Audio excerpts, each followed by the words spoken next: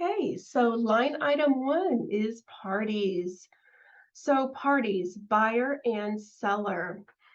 It's important that you fill this in properly with the full legal names of the buyer, buyers, or seller, sellers.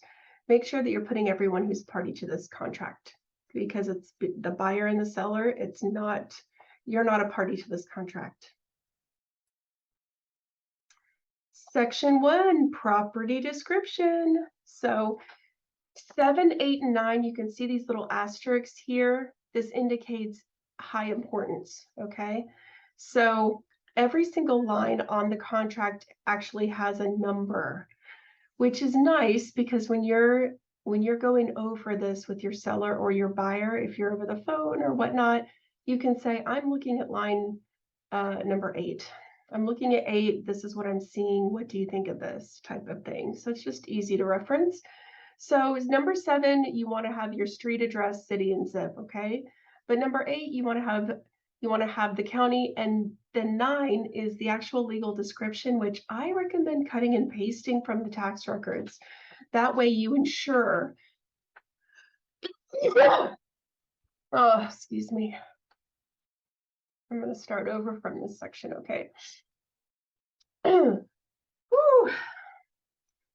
Section 1, property description. So on this contract, you'll note that there are numbers next to every single line, and there's an asterisk next to some of them.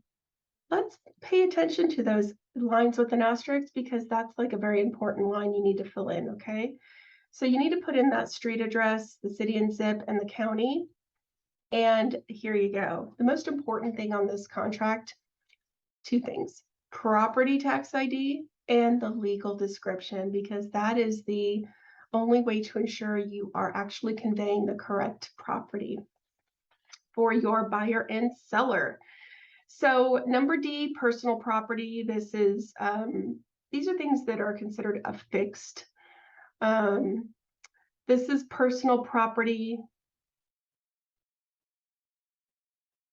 Oh, whoops, I messed up. Okay, I need to start over on property description. My apologies. Okay, section 1, property description. So you'll note on this contract that every single line actually has a number, and note where there are asterisks next to that number because that indicates what is most important for this contract, okay? So this first one here is street address, city, zip. Of course, you have to have that on here. Located in what county of Florida? Property tax ID. You've got to know this because you've looked it up in the tax records, right? So then you cut and paste the legal description here. You don't want any errors with that. I recommend cutting and pasting if you can because it's a whole lot of numbers and letters there, okay? So real property is anything that's affixed. That definitely conveys with the property, right? But here's personal property. These are things like the ceiling fan, the dishwasher, the refrigerator. This is not necessarily conveying with the property. And you need to put here the personal property items that are included in the purchase. See, there's an asterisk. It's included in the purchase, okay? That could be the fridge. That could be the washer and dryer. That needs to be on there. And that's probably already in the MLS. The following items are excluded from purchase. This is what you would want to put here.